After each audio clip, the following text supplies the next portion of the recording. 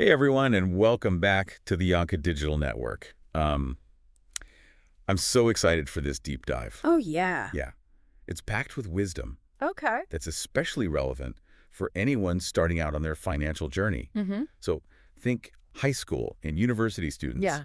young professionals, Right. or anyone who just wants to get a handle on their money. Absolutely. So we're taking a trip back in time Oh, cool. Where are we going? to ancient Babylon. Babylon. Yeah, a city known for its incredible wealth. Ah, I see. And here's the thing. Babylon's wealth. Yeah. It wasn't about striking oil or discovering gold mines. Okay. It was built on something far more interesting, What's that? the financial wisdom of its people. Oh, wow. Exactly. Uh-huh. Babylon was this bustling hub of trade and innovation. Really? Yeah, they built sophisticated irrigation systems, Mm-hmm. created complex trade networks, Wow. and even erected those legendary walls. The walls. Yes, one of the 7 wonders of the ancient world to protect their prosperity. Wow. They really had it all figured out. Okay, so for this deep dive, Yeah. we're taking inspiration from The Richest Man in Babylon, Okay. which is this collection of parables that have been guiding people toward financial success for nearly a century. A century. And our goal today is to make these ancient lessons Yes. clear, Uh-huh. actionable, Okay. and, dare I say, fun for you. Absolutely. We want to equip you with the knowledge and tools Yes? to build a solid financial foundation for your future. All right, so let's dive into the heart of Babylon Okay. and meet Arcad, the richest man in Babylon. I've heard of him. In our source material, we learn that the king himself Mm-hmm. asks Arcad to teach a class on wealth building Wow. to 100 citizens. Okay. What do you make of that? Well, it's fascinating, isn't it? Yeah. The fact that the king saw financial literacy as essential for the well-being of his citizens, Right. that speaks volumes, doesn't it? It does. It suggests that they understood that widespread prosperity, it wasn't just about the wealth of the elite. It was Uh-huh. about empowering everyone Yes. to manage their money wisely. That's a great point. It's like they recognized that financial well-being Yeah. was like a key ingredient for a thriving society. Exactly. And, it makes you wonder That's if this knowledge was truly accessible to everyone, Mm-hmm. regardless of their social standing. Right. Did those in the lower strata of society Mhm. have the same opportunities to learn and apply these principles? It's an interesting question to ponder as we explore Arcad's teachings. Definitely. Okay, so let's unpack those teachings. All right. Arcad outlines 7 cures for a lean purse, Okay. which are these practical, timeless principles Mm-hmm. that anyone can use to build wealth. Cool. Cure number 1. Start thy purse to fattening. Okay, and here's where it gets interesting. I like already. Arcad advocates for saving at Okay. least 110th of your earnings, no matter how small. 110th. Yeah, it's not about deprivation. It's about developing the habit of putting something aside for yourself consistently. Right, think of it like building a muscle. Oh, okay. You start with small, consistent actions, Yeah, and over time, that muscle grows stronger. exactly. And it's about shifting your mindset, Yeah. Instead of viewing saving as something you do after all your expenses are covered, Right. you make it the first priority. Pay yourself first. Love that. Huh. Okay, so cure number 2 builds on that foundation. All right. Control thy expenditures. Yes. In other words, Yeah. create a budget and differentiate between needs and wants. You see, Arcad understood Yeah. that our desires often outpace our income. Huh. And without a budget, Yeah. our necessary expenses, Right. they kind of have a way of expanding to consume everything we earn. That's so true. It's Yeah. like our expenses are in this constant game of tug of war with our income. Mm, A budget helps us referee that match yeah. and ensure our needs are met Yeah. while still allowing for some wants. Exactly. It's about being intentional with your spending, Right. and making choices that align with your financial goals. Okay, cure number 3 is a personal favorite. Make thy gold multiply. Ooh, I like this one. This is where the power of investing comes in. Okay. And Arcad uses this brilliant story to illustrate this principle. Oh, really? Tell me more. He tells of a farmer who invests a small amount of silver Mm, for his newborn son. okay. Over 50 years. Wow. Years Yeah. with compounding interest. Yeah. that investment grows nearly 17-fold. 17 times. That's incredible. Well, that's the magic of compounding. Bruh. It's like planting a seed and watching it grow into a mighty tree over time. Mm. But you have to plant that seed first, right? Yeah. And give it time to flourish. Exactly. And that's why starting early is so powerful, even if you can only invest small amounts. Right. Time is your greatest ally when it comes to investing. Now, cure number 4 reminds us to guard thy treasures from loss. Oh, that's important. This means seeking advice from experienced individuals and steering clear of those tempting get-rich-quick schemes. Oh, those get-rich-quick schemes. Right. They're often designed to prey on people's desire for easy money. Right. It's like a mirage in the desert. Oh, I see. It looks enticing from a distance. Yeah. But as you get closer, You realize. yeah, you realize it's just an illusion. So instead of chasing mirages, Yeah. focus on building a solid foundation of financial knowledge Right. and making informed decisions Huh. based on sound advice. Exactly. And that leads us to cure number 5. Make of thy dwelling a profitable investment. This one is particularly relevant. Oh, why is that? As you start thinking about your future, Okay. Arcad highlights the pride and financial benefits of owning your own home. I see. He understood that a home isn't just a place to live. Yes. It's an investment that can grow in value over time. Right. Plus, there's a sense of security and stability that comes with homeownership. Absolutely. And cure number 6 is remarkably forward-thinking for its time. Really? What is it? Ensure a future income. Interesting. Arcad understood the importance of planning for the long term, Yeah. especially for retirement and family security. He even envisions a system What kind of system? similar to modern-day insurance, a concept that was way ahead of its time. Wow. That's impressive. It's like he's saying, Yeah. don't just focus on today. Right. Think about tomorrow and Ah. how you can create a safety net Yes. for yourself and your loved ones. Exactly. It's about taking responsibility for your future and planning for potential challenges. Right. And finally, cure number 7, Okay. increase thy ability to earn. I like it. This is about continuously honing your skills, seeking knowledge, Yeah. and becoming more valuable in your chosen field, I see. which ultimately leads to increased earning potential. So it's like investing in yourself. Yes, the more you learn, the more you grow, Yeah. the more valuable you become. And that increased value translates into more opportunities. Oh, exactly. And yes, more earning potential.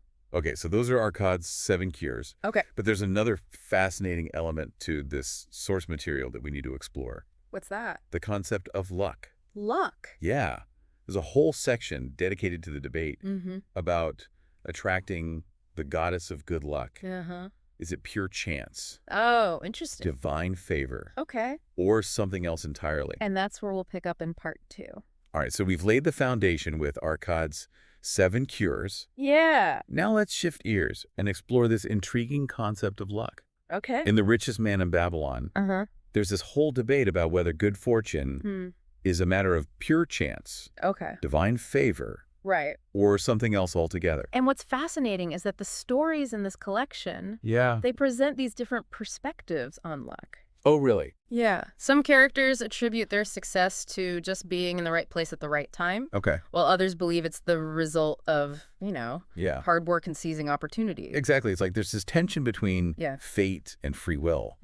Are we just pawns in the game of chance? Right. Or do we have the power to shape our own destinies? And that's where the real learning comes in. Yeah. Because even if you believe in luck, Right. the stories highlight that you have to be ready To what? to recognize and act on opportunities when they present themselves. Right.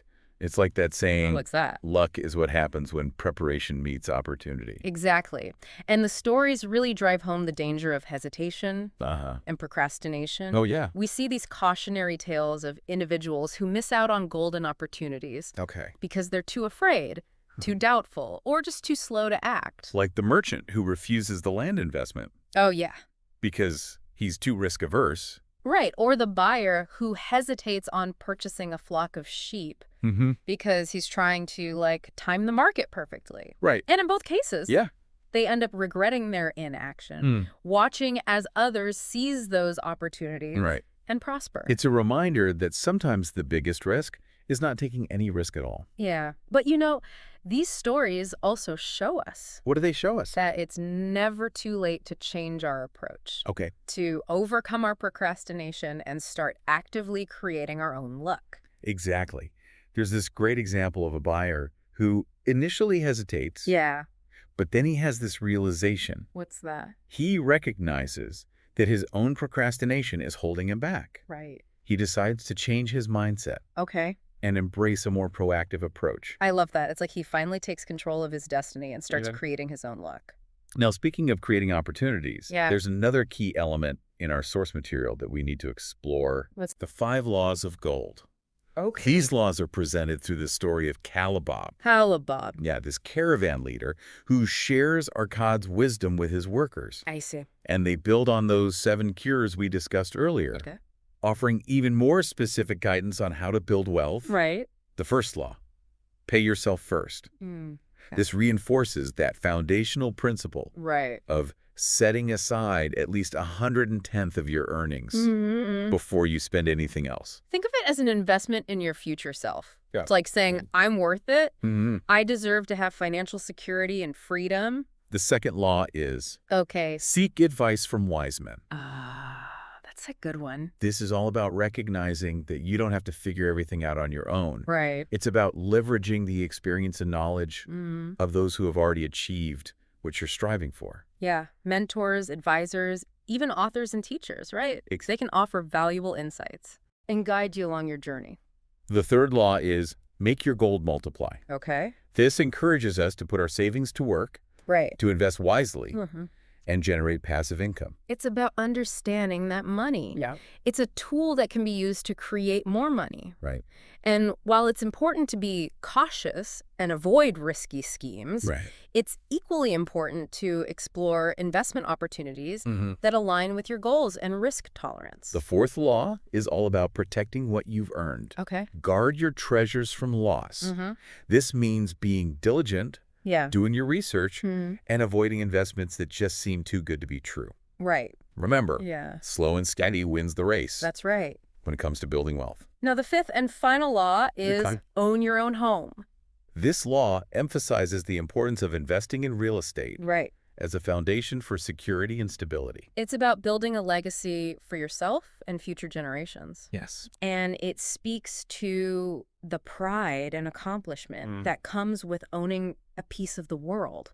Now, these 5 laws of gold are brought to life through the story of Nomasir. Who's Nomasir? Arkad's son. Oh, okay. And it's an interesting journey because he doesn't always get it right. Right. He makes some early financial blunders. But ultimately, he learns from his mistakes. Embraces his father's wisdom. And turns his financial life around. And his transformation highlights the power of mentorship. That's right. Having someone to guide you, someone who believes in you and can help you navigate challenges that can make all the difference. All right, so we've covered a lot of ground. The 7 cures, the concept of luck, and now the 5 laws of gold. Right. But there's still more to uncover in The Richest Man in Babylon. All right. We need to delve into some specific stories and characters that bring these principles to life. And we'll do just that when we return for part 3. Welcome back to part 3 of our deep dive into The Richest Man in Babylon. We're back. We've explored some really powerful principles for building wealth. Right. And now it's time to meet some of the characters whose stories really bring these lessons to life. Sounds good. One of the most compelling stories is that of Dabasir, the camel trader. Okay. He starts as a saddle maker, falls into debt, makes some bad decisions, ends up a slave in Syria. Oh, that's rough. Yeah, it's a story of setbacks and challenges, but also of resilience and redemption. Yeah, I like that. Even in those dire circumstances, Dabasir doesn't give up. He doesn't. No. Right. He develops this plan to escape, return to Babylon, and repay his debts. So it's not just about the money for him. Exactly. It's about reclaiming his honor, his self-respect. Right. He understands that his debts are his enemies, but the men he owed money to, they're actually his friends. Oh, that's an interesting way to look at it. Because they trusted him. That's such a powerful distinction. Right. Yeah, it shifts his perspective from shame and avoidance to this proactive desire to make things right. Exactly. And his journey back to Babylon is this epic tale of survival. Really? Yeah, he battles hunger, thirst, exhaustion. Wow. Even encounters robbers along the way. Oh, no. Talk about perseverance. Right. He faces all these obstacles. Yeah. But his unwavering determination drives him forward. I like that. And when he finally reaches Babylon, Yeah. he seeks out Malathon, the gold lender. Okay. A character just brimming with financial wisdom and insightful parables. Malathon is a real gem. I know, right? I love the story he tells about the ox and the ass. Oh, yeah, that's a good one. The ass tries to help the overworked ox by suggesting he feign illness. Right, well-intentioned, but... yeah, and the ass ends up having to do the ox's work. Exactly. It's such a brilliant illustration. It is. Of the dangers of blindly helping others without considering the consequences for oneself. It's like Manthan is saying. What's he saying? True generosity comes from a place of strength. Okay. You need to take care of your own financial well-being first. Right. So you can effectively help others. Exactly. And that ties in perfectly with Manthan's approach to lending. Right. He's not just throwing money at people. Yeah. He's carefully assessing their ability to repay their character, the purpose of the loan. He understands that lending should be a mutually beneficial arrangement. Not a recipe for disaster. And his token chest is such a cool visual representation of this. I love that part. Each token represents a borrower and their story. Right. Some successful, some cautionary. It really humanizes the world of finance. Yeah. It reminds us that behind every financial transaction are people with their own hopes, dreams, challenges, vulnerabilities. Absolutely. Now, speaking of protection, our source material also highlights the importance of financial security. Okay. Using the iconic walls of Babylon as a metaphor. Walls, right? Yeah. We meet Banzar, the old gatekeeper, whose unwavering belief in the wall's strength reflects the importance of having a solid financial foundation. And those walls, though a physical structure, right, Yeah. represent something much larger. What's that? The systems and safeguards we put in place to protect our financial well-being. Right.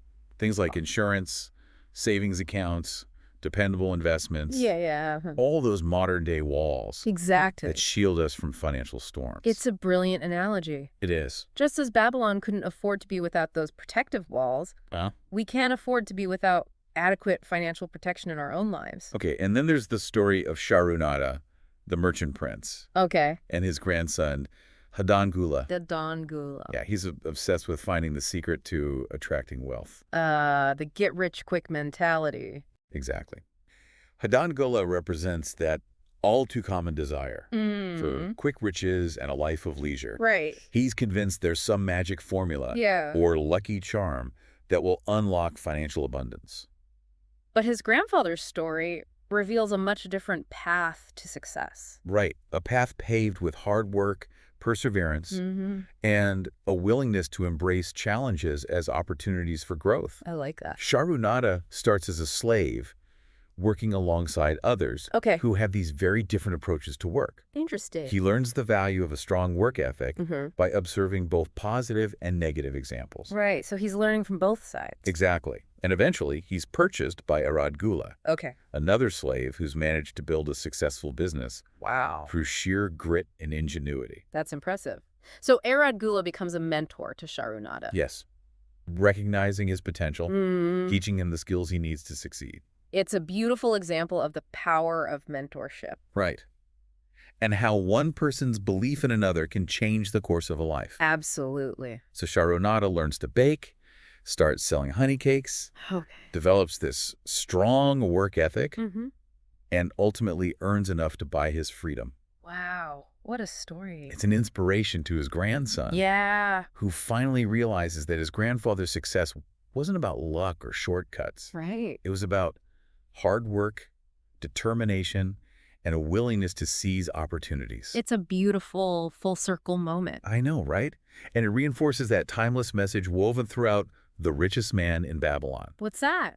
True wealth isn't about get-rich-quick schemes or waiting for good luck to strike. It's about taking consistent action, developing those core habits, and making your financial future a priority. And that brings us to the heart of what we've been exploring in this deep dive. Right. These Babylonian tales, they offer this practical, actionable advice that you can apply to your own lives right here, right now. Exactly. Whether you're a student, a young professional, or just anyone who wants to get a handle on their money. Absolutely. And remember, it's not just about the money. Right. It's about developing the right mindset, the right character traits, the right habits.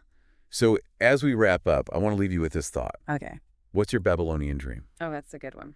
What are you striving for? Yeah. What steps can you take today, no matter how small, to start building that future? And remember, it's not about finding some magic formula or waiting for good luck. Exactly. It's about taking action, developing those core habits, making your financial future a priority. If you're feeling inspired to want to delve deeper into these principles, be sure to check out The Richest Man in Babylon and other amazing resources on our website, www.yakai.ccbooks. Okay. Or give us a shout on WhatsApp at +256-770-730-170. And please share this episode with your friends, your family, classmates, anyone who might benefit from these timeless lessons. Thanks for joining us on this deep dive. It's been fun. Remember to subscribe to the Yaka Digital Network for new episodes daily. We'll catch you next time.